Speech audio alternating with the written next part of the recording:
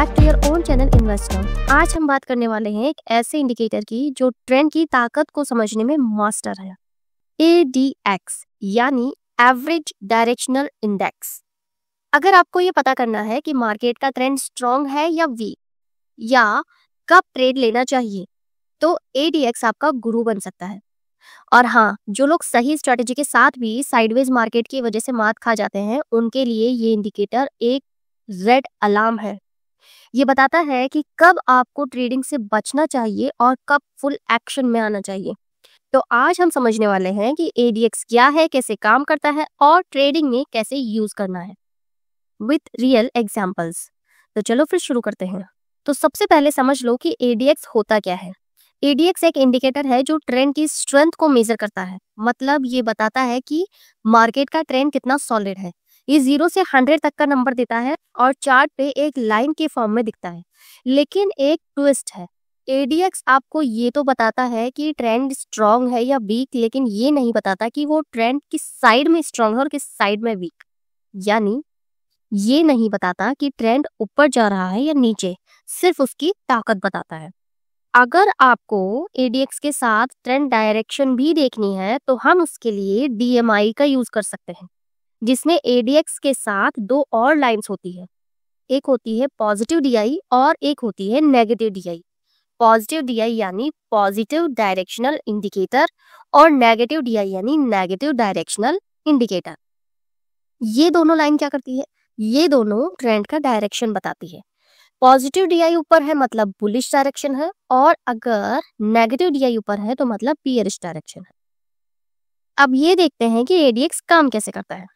देखो, अगर ADX 20 के नीचे है तो ट्रेंड वीक है या मार्केट साइडवेज चल रहा है, और इस टाइम पर ट्रेडिंग पूरी तरह से अवॉइड करनी चाहिए। अब अगर ADX 20 से ऊपर और 40 के नीचे यानी 20 to 40 के बीच में रहता है तो ये मॉडरेट ट्रेंड दिखाता है। थोड़ा दम है लेकिन सुपर स्ट्रांग नहीं है, बट इसमें हम ट्रेड कर सकते हैं। अब क्या होता है कि अगर ADX 40 से भी ऊपर चला गया तो ट्रेंड सुपर स्ट्रांग है, यानी यहाँ पॉजिटिव ट्रेड के चांसेस बढ़ जाते हैं। तो अपनी स्ट्रेटेजी को उठा के इस टाइम पे मार्केट में कूद पड़ो। और अगर आप ADX की जगह DMI यूज कर रहे हो तो पॉजिटिव DI और नेगेटिव DI का क्रॉसओवर भी देख सकते हो। ट्रेंड देख लिया कि 20 से ऊपर है, फिर डायरेक्शनल इंडिकेटर की क्रॉसओवर्स देख लो। अगर पॉजिटिव ऊपर है तो बाय का सिग्नल, और अगर नेगेटिव ऊपर है तो सेल का सिग्नल। चलो अब थोड़ी प्रैक्टिकल बात कर लेते हैं, ADX को ट्रेडिंग में कैसे यूज करना है। तो सबसे पहले अपने चार्ट पे ADX इंडिकेटर ऐड कर लो। डिफॉल्ट सेटिंग मोस्टली 14 पीरियड की होती है, इसमें वही रहने दो, कोई चेंज नहीं करना। अब एक हॉरिजॉन्टल लाइन प्लॉट करेंगे 20 पर। बस ये हो गया हमारा ADX सेट। अब क्या करना है? अब हमें ये चेक करना है कि अगर 20 के नीचे है ADX तो हमें वेट करना है, ट्रेड अवॉइड करना है, और जब 20 के ऊपर आ जाए तो हमें एक्टिव हो जाना है, और अगर 40 के ऊपर जाता है तो सुपर एक्टिव हो जाना है। ट्रेंड तो मिल गया कि सुपर एक्टिव हो गया, लेकिन ये कैसे पता चलेगा कि किस डायरेक्शन में स्ट्रांग है? डायरेक्शन के लिए पॉजिटिव DI और नेगेटिव DI का क्रॉसओवर देख लो। पॉजिटिव DI ऊपर है तो बाय कर लो, और नेगेटिव DI ऊपर है तो सेल कर लो।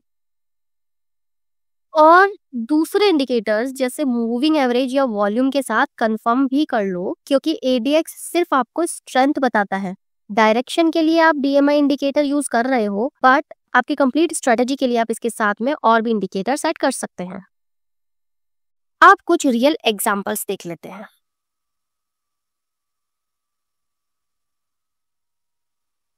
निफ्टी का डेली चार्ट है ये। अक्टूबर 2024 में ADX 20 से ऊपर गया और उसी टाइम पॉजिटिव DI ने नेगेटिव DI को नीचे क्रॉस किया। निफ्टी 26,000 से 24,700 तक गिर गया in just 4 days. Strong bearish trend था ये, और ये ट्रेंड कितना स्ट्रॉन्ग हो सकता था ये हमें पता चला ADX से।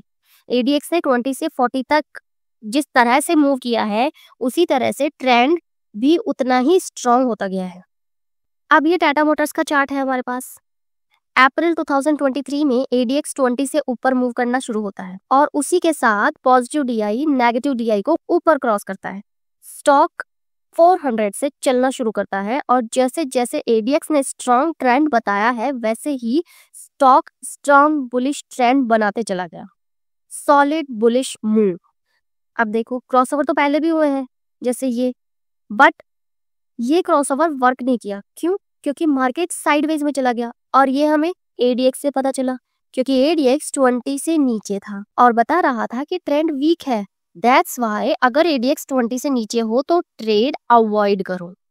अब ये रिलायंस का स्टॉक है हमारे पास। मार्च 2020 में इस एरिया में ADX 20 से ऊपर मूव करता हुआ दिख रहा है, यानी ये इस टाइम पीरियड में स्ट्रॉन्ग ट्रेंड बता रहा है, मतलब हम ट्रेड कर सकते हैं यहाँ पे। अब ट्रेड कौन सा लेना है तो ये देखो, उसके लिए DI देख लो। यहाँ पर नेगेटिव DI ने पॉजिटिव DI को ऊपर क्रॉस किया है तो हम यहाँ बियरिश ट्रेड कंसिडर कर सकते हैं और यहाँ एक स्ट्रॉन्ग बियरिश मूवमेंट बना भी है। अब यहाँ देख लो, यहाँ पर पॉजिटिव DI ने नेगेटिव DI को क्रॉस किया, यानी यहाँ हम बुलिश ट्रेड कंसिडर कर सकते हैं और आप देख सकते हो कि यहाँ पर एक बुलिश ट्रेंड आपको स्ट्रॉन्ग मिला भी है। तो इस तरह से ADX से ट्रेंड की स्ट्रेंथ कंफर्म कर लो, उसके बाद इसे आप अपनी स्ट्रेटजी में ऐड कर सकते हो। चलिए, तो अब आप जान चुके हैं कि ADX क्या होता है, ADX कैसे काम करता है और ADX के साथ साथ आपने DMI भी देख लिया, पॉजिटिव DI नेगेटिव DI को भी समझ लिया, इनके क्रॉसओवर्स भी समझ लिए हैं और आपने इनके एग्जांपल्स भी देख लिए हैं, यानी आप इसके साथ ट्रेड करने के लिए रेडी हैं। तो आप थोड़ी टिप्स और ट्रिक्स की बात कर लेते हैं। टिप नंबर 1, ADX को अकेले मत यूज करो, मूविंग एवरेज या सुपर ट्रेंड के साथ मिक्स करो ताकि डायरेक्शन और स्ट्रेंथ दोनों क्लियर हो। टिप नंबर 2, जब ADX 20 से नीचे हो तो फॉल्स सिग्नल से बचो।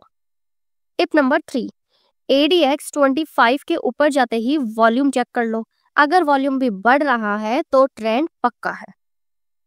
टिप नंबर 4, शॉर्ट टर्म के लिए 5 मिनट चार्ट और लॉन्ग टर्म के लिए डेली चार्ट पे ADX ट्राई कर लो। टिप नंबर 5, अगर आप गोल्ड या बिटकॉइन में ADX यूज करते हो तो लाइन 20 की जगह 25 पर प्लॉट रख लो और जब 25 से नीचे हो ADX तो ट्रेडिंग अवॉइड करो।